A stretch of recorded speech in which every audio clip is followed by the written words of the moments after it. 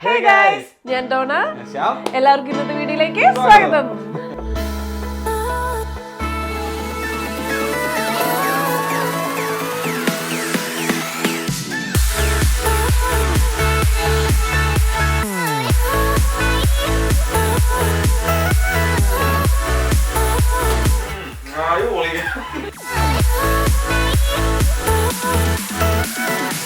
അപ്പോൾ നമ്മുടെ സ്വീറ്റ് പൊറോട്ട വീഡിയോയ്ക്ക് ശേഷം നമ്മളിതൊരു പുതിയ റെസിപ്പി വീഡിയോ ആയിട്ട് അത്ര വന്നേക്കണേ.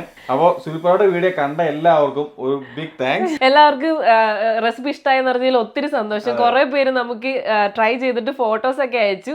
ആ ഫോട്ടോസ് ഒക്കെ കാണുമ്പോൾ ഭയങ്കര സന്തോഷം. Thank you so much. അപ്പൊ ഇന്ന് നമ്മൾ വന്നേക്കണത് ഒരു കിടക്കാച്ചി ഐറ്റം ആയിട്ടാണ്, ഒരു നൊസ്റ്റാൾജി ഐറ്റം ആയിട്ടാണ് ഇന്ന് നമ്മൾ ഉണ്ടാക്കുന്ന ഐറ്റം നമ്മുടെ തേൻ മിഠായി ആണ്. ഓർക്കുമ്പോ തന്നെ വായിക്കടെ വെള്ളം വന്നിട്ടുണ്ടല്ലേ. നമ്മൾ സ്കൂളിലൊക്കെ പോകേണ്ടത് ഈ പെട്ടിക്കടലിൽ ഇങ്ങനെ കണ്ണാടി ഭരണിക്കകത്ത് ഇട്ട് വെച്ചിരുന്ന തേൻ മിഠായി ഇല്ലേ. നമ്മൾ തേൻ മിഠായി എന്ന് പറയുന്നത്, പക്ഷെ ചിലയിടത്ത് തേൻ ഉണ്ടാന്നും തേൻ നിലാവെന്നൊക്കെ പറയുന്നവരുണ്ട്. ഈ സാധനം തന്നെ കേട്ടോ ഞങ്ങൾ ഇപ്പൊ പറഞ്ഞോണ്ടിരിക്കുന്ന സാധനം. ഓക്കെ, ആ ഒരു കുട്ടിക്കാലൊക്കെ ഓർമ്മ വരുന്നത് അതിന്റെ പേര് പറയുമ്പോ തന്നെ. ആ സാധനം ഉണ്ടാക്കാൻ അത്ര പാടുള്ള സംഭവം അല്ല എന്ന് കുറച്ചാൾ മുമ്പ് എനിക്ക് മനസ്സിലായത്. വളരെ ഈസിയാണ്. നമുക്ക് കുറച്ച് ഇൻഗ്രീഡിയൻസ് മതി, കുറച്ച് ടൈം മതി, വളരെ സിമ്പിൾ ആണ്. അപ്പൊ നമുക്ക് ഉണ്ടാക്കി നോക്കണ്ടേ? അപ്പൊ അതിന് മുന്നേ ഞങ്ങളുടെ ചാനൽ ഇനി സബ്സ്ക്രൈബ് ചെയ്തിട്ടെങ്കിൽ ഓടിപ്പോയി സബ്സ്ക്രൈബ് ഐറ്റങ്ങളൊക്കെ ആയിട്ട് നമ്മൾ വീണ്ടും വരുന്നതായിരിക്കും. അപ്പൊ വേഗം സബ്സ്ക്രൈബ് ചെയ്യാൻ നമുക്ക് റെസിപ്പിയിലേക്ക് കിടക്കാം. അപ്പോൾ നമ്മുടെ മെയിൻ ഇൻഗ്രീഡിയൻറ്റ് ഇഡ്ലി അരിയും ഉഴുന്നുമാണ്. ഇത് കൂടാതെ ഒരു 1/2 കപ്പ് പഞ്ചസാര, കുറച്ച് ഉപ്പ്, ഒരു 1/4 ടീസ്പൂൺ ബേക്കിംഗ് പൗഡർ, പിന്നെ കുറച്ച് മഞ്ഞൾപ്പൊടി അല്ലെങ്കിൽ ഫുഡ് കളറിങ്. ഇത്രയുമാണ് നമുക്ക് വേണ്ടത്. നമ്മുടെ എല്ലാ വീട്ടിലും ഉണ്ടാകുന്ന സാധനമായിരിക്കുമല്ലോ. അപ്പോൾ നമുക്ക് ഒരു കപ്പ് ഇഡ്ലി അരിക്ക് ഒരു 3 ടേബിൾ സ്പൂൺ ഉഴുന്നെടുക്കാം. ദാ ഈ കപ്പിനാണ് ഞാൻ എടുക്കുന്നത്, ഈ സ്പൂൺ.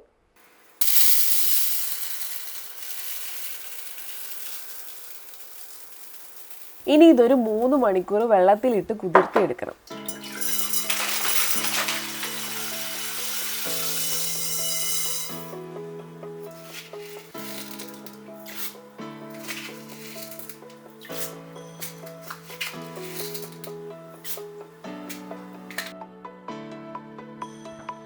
അപ്പോൾ നമ്മൾ 3 മണിക്കൂർ വെള്ളത്തിലിട്ട് വെച്ച അരിയും ഉഴുന്നും ഇനി അരച്ചെടുക്കണം. അതെ, മിക്സിയൊക്കെ റെഡിയാക്കി വെച്ചിട്ടുണ്ട്. നമുക്ക് ഒരു ദോശമാവ് പരുവത്തിൽ അരച്ചെടുക്കാം. എന്നാൽ ഒത്തിരി അങ്ങ് നൈസായിട്ട് അരയ്ക്കണ്ട, ഒരു തരിതരിയായിട്ട് കിടക്കുന്ന രീതിക്ക് അരച്ചെടുക്കാം.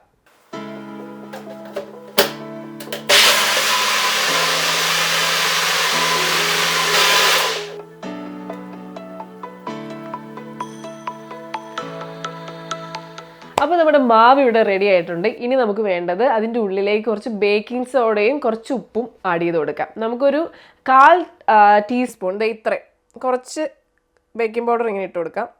ഒരു പിഞ്ച് ഉപ്പ്, ഒരു കുഞ്ഞു നുള്ള് ഉപ്പും ആഡ് ചെയ്യാം.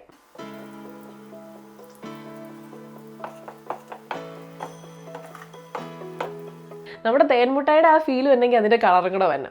അപ്പോൾ ഞാൻ ഇവിടെ എടുത്തേക്കുന്നത് ഒരു റെഡ് കളർ ഫുഡ് കളറിംഗ് ആണ്.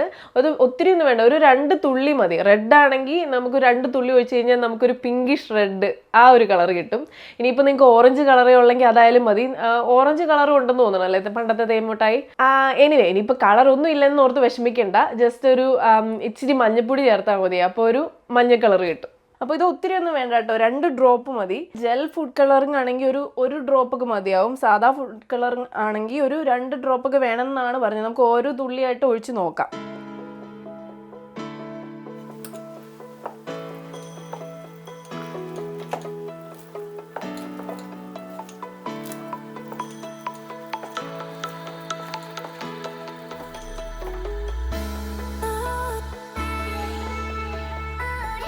അപ്പോൾ നമുക്ക് പഞ്ചസാരപ്പാനിയാണ് ഇതിൻ്റെ അടുത്ത് ഉണ്ടാക്കേണ്ടത്. അതിന് വേണ്ടത് ഒരു കപ്പ് പഞ്ചസാരയ്ക്ക് ഒരു 1/2 കപ്പ് വെള്ളം വെച്ചിട്ട് നമുക്ക് പാനി ഉണ്ടാക്കാം. അത് ഒത്തിരി തിക്കാവണ്ട കേട്ടോ, ഒത്തിരി തിക്കാവണ്ട, ഒത്തിരി ലൂസ് ആവരുത്, ആ ഒരു കൺസിസ്റ്റൻസി വേണ്ടേ. അങ്ങനെയാണെങ്കിലാണ് വറുത്തൂരുകയും മിഠായിസ് ഇടുമ്പോൾ അതിനുള്ളിലേക്ക് കറക്റ്റായിട്ട് കയറുള്ളൂ ഈ പാനി.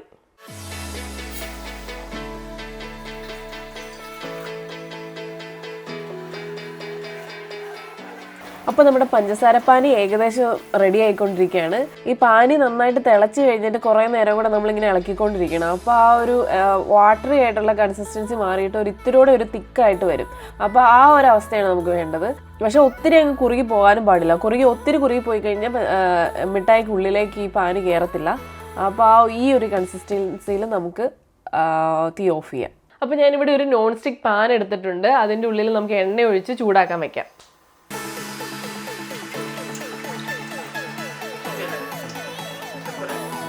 അപ്പോൾ ഇപ്പോൾ എണ്ണ നന്നായിട്ട് ചൂടായിട്ടുണ്ട്. നന്നായിട്ട് ചൂടായിട്ട് ഇടാവുള്ളൂ, അല്ലെങ്കിൽ ഈ ഇടുമ്പോൾ തന്നെ ഈ എണ്ണ കുടിക്കും. അപ്പോൾ നന്നായിട്ട് ചൂടായിട്ടുണ്ട്. ഇനി നമുക്കത് ലോ ഫ്ലെയിമിൽ ഇട്ടിട്ട് ഈ ബാറ്റർ ഒരു സ്പൂണിൽ ഇങ്ങനെ ഒഴിച്ചൊഴിച്ച് കൊടുക്കാം. അപ്പോൾ ശ്രദ്ധിക്കുക, ലോ ഫ്ലെയിമിൽ ഇട്ടിട്ടേ ഇടാവുള്ളൂ, അല്ലെങ്കിൽ പെട്ടെന്ന് അത് കരിഞ്ഞു പോവും. പിന്നെ എന്നിട്ട് എല്ലാം ഇട്ട് കഴിഞ്ഞിട്ട് നമുക്ക് മീഡിയം ഫ്ലെയിമിൽ ഇട്ടിട്ട് കുറച്ച് നേരം ഒന്ന് വേവിക്കാം.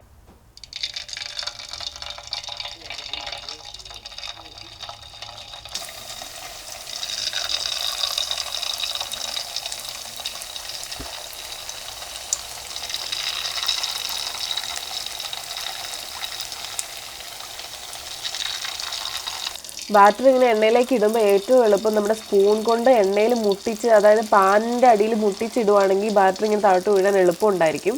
പിന്നെ അത് പാനിൻ്റെ അടിയിൽ ഇങ്ങനെ ഒട്ടിപ്പിടിച്ചിരിക്കുകയൊന്നുമില്ല. അത് ചൂടായി കഴിയുമ്പോൾ മുകളിലോട്ട് പൊങ്ങി വന്നോളൂ. നമ്മൾ ബേക്കിംഗ് പൗഡർ ഇട്ടല്ലോ, അപ്പോൾ അങ്ങനെ വെറുതെ ഇട്ട് കൊടുത്താൽ മതി. അതിൻ്റെ ഷേപ്പിൻ്റെ കാര്യത്തിലും വറി ചെയ്യേണ്ട. നമ്മൾ ചൂടായി കഴിയുമ്പോൾ അത് കറക്റ്റ് റൗണ്ട് ഷേപ്പിൽ വന്നോളും.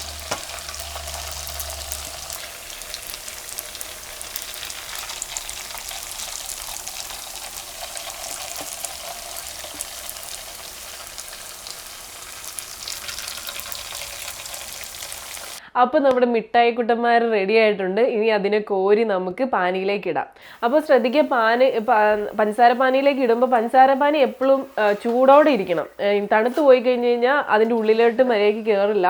അതുകൊണ്ട് എപ്പോഴും ചൂടായിട്ടിരിക്കണം. അപ്പോൾ ചൂട് കുറഞ്ഞു എന്ന് നിങ്ങൾക്ക് തോന്നുവാണെങ്കിൽ ഒന്നോടെ സ്റ്റൗവിൽ വെച്ചിട്ട് ജസ്റ്റ് ഒന്ന് ചൂടാക്കിയിട്ട് വേണം നമ്മുടെ മിഠായി കുട്ടന്മാരെ ഇടാൻ.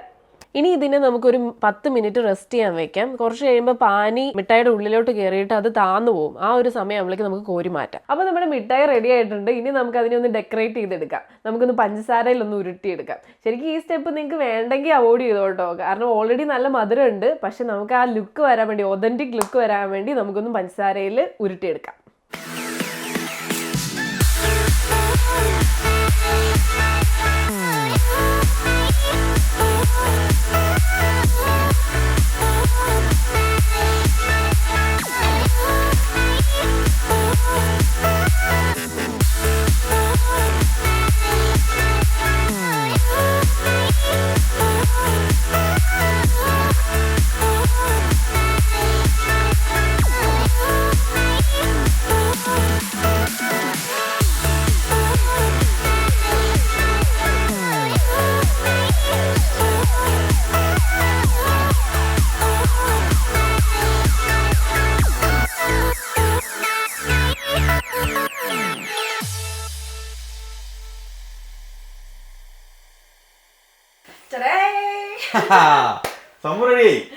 ഇത്രേ ഉള്ളൂ കാര്യം. എത്ര പെട്ടെന്നല്ലേ. അടിപൊളി, നല്ല ലുക്കായിട്ടുണ്ട്.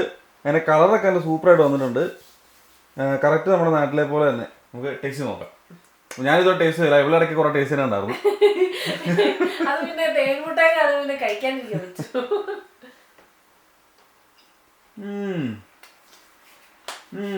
അടിപൊളി, പൊളപ്പ് തന്നെ. വാരിടുമ്പോ തന്നെ, കടിക്കുമ്പോ തന്നെ പൊട്ടിയിട്ട് തേനിങ്ങനെ വരും.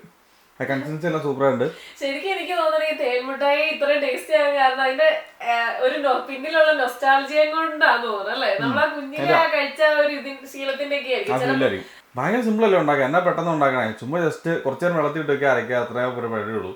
നിങ്ങൾക്കൊക്കെ വീട്ടിൽ ഈസി ആയിട്ട് ഉണ്ടാക്കി പിള്ളേർക്ക് കൊടുക്കാനും ആ നൊസ്റ്റാൾജിയ ഒക്കെ പങ്കുവെക്കാനുള്ള അവസരമാണ്. അപ്പൊ നിങ്ങൾ എല്ലാവരും ട്രൈ ചെയ്ത് നോക്കുക. ട്രൈ ചെയ്ത് നോക്കിയിട്ട് കഴിഞ്ഞ പ്രാവശ്യത്തെ പോലെ സ്വീറ്റ് പൊറോട്ടയെ പോലെ തന്നെ ഞങ്ങൾക്ക് പറയാൻ പറ്റും. അപ്പൊ നമ്മുടെ സ്വീറ്റ് പൊറോട്ട വീഡിയോ ഇതുവരെ കാണാത്തവരുണ്ടെങ്കിൽ വേഗം പോയി കാണാട്ടോ. അപ്പൊ അത് പറഞ്ഞുകൊണ്ട് ഇന്നത്തെ വീഡിയോ ഇവിടെ നിർത്തുകയാണ്.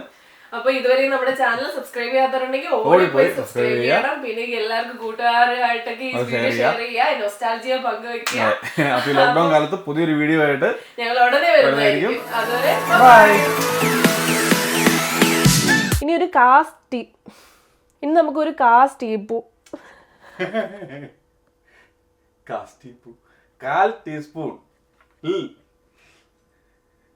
ഇനി നമുക്ക് ആഡ് ചെയ്യേണ്ടത് ബേക്കിംഗ് സോഡയാണ്. So baking powder.